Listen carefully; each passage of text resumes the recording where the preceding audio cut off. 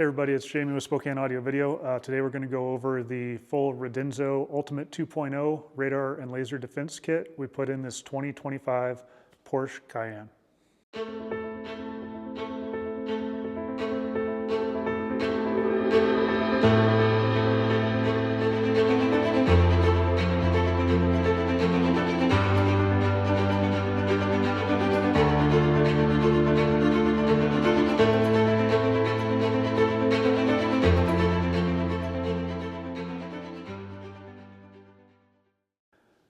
All right, I'm going to walk you through everything we did to install this Radenso system in this Porsche Cayenne GTS. Pretty cool model, really cool color.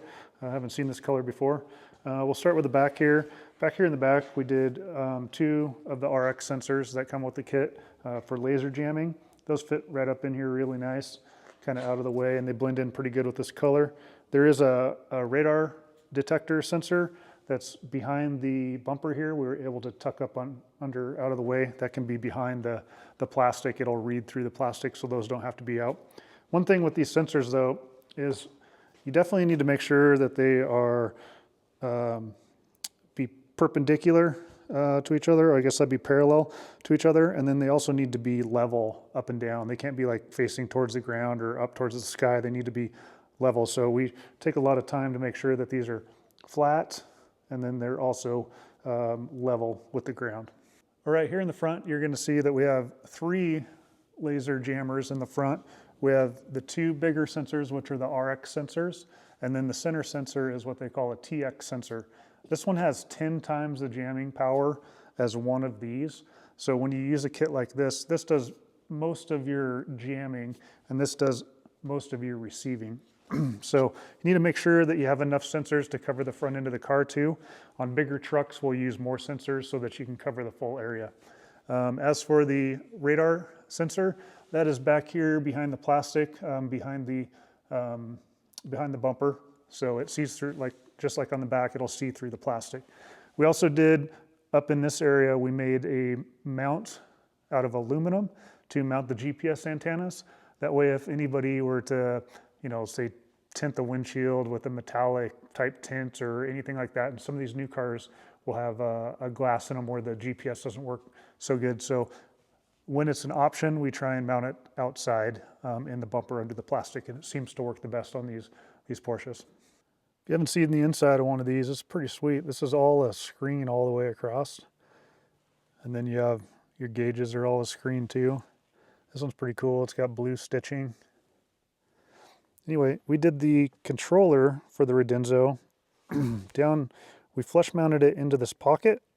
So that way it's out of his way. He could still use this pocket if he wanted to store things. It's nice and flush. We built a jig on the router so that we could take this pocket out and router this in so it's a perfect fit in there. As for the controller and brain for the system, not the controller, but the brain, there's 2 brains. There's one for the laser and one for the radar. We do those up here in the passenger's kick panel. There's a little bit of space back here and then a little bit down here. And then under here, actually this piece right here, you can see this seam. This is where the battery is for the car, so that makes it nice. Serviceability, if you need to get to those things, it's fairly simple. And then we usually tuck the USB cord back in here for the updating also. All right, one other thing that we did on this vehicle is we did a magnetic front license plate. So since we have the bumper off already for the radar and laser detector, it's fairly somewhat simple for us to add this for the customer while it's apart.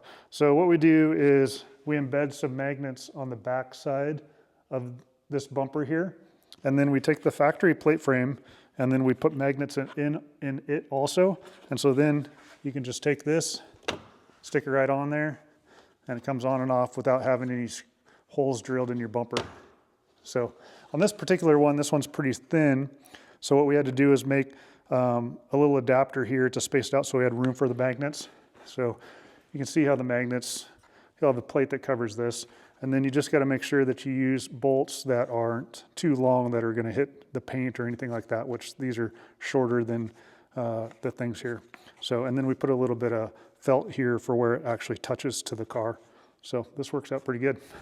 The one thing we do tell all our customers though is these work great when you're on the road, but do not leave them on there if you go through a brush style car wash, because they'll go flying. So usually just pop that off, put it in the back. Most of the time our customers leave this off anyway, and then they just put it on. Like if they were to get pulled over for no front plate, they'll be like, oh, we got one of those, let me throw that on really quick. Well, that pretty much wraps up everything on this car. I will at the end here put a little video or a little bit of footage here of us taking the bumper off. So maybe if you get one of these cars in and you know, you're not quite sure how something comes off, it might help you out a little bit in the long run. And I do want to remind you, if for some reason you do use you know, our video to figure out how to get the bumper off and it helps you out, we do have a Buy Me a Coffee account linked, and half of all proceeds that go to the Buy Me a Coffee, we donate to charity at the end of each month. So, you know, if it's worth a couple bucks to you to see how we did this, that would be great. Okay, I'm going to try and walk you through what it takes to take the front bumper off of this 2025 Porsche Cayenne. So the first thing we do is we turn the wheels all the way to the right to do the driver's side. We take the bolts out to the fender liner, and then from there we take the bolts out that are behind the fender liner that are holding on this front bumper piece. These moldings that go around the fenders and across the front, these have some pretty hard clips on them. And then this lower one also has a hidden bolt in the back in the center. And it also has a 3M adhesive that holds it on. So you kind of have to pry this off a little bit. And we use like an ultimate pry tool to kind of get down under there to start it. And then you got to pull that off. I'll show you here on this piece. This is that piece. You can see the adhesive. So we'll replace that with new 3M when we put it back in. Also on this side, there's a bracket up under here that holds all the wiring harnesses. So I think it's like a 10 mil bolt there. You got to take that off to get that bracket out of there. And then this is a windshield washer for the headlight sprayers, I believe. So all your wiring's on the driver's side. And then you're going to repeat on the other side, turn the wheels, and then do the same thing on the passenger side.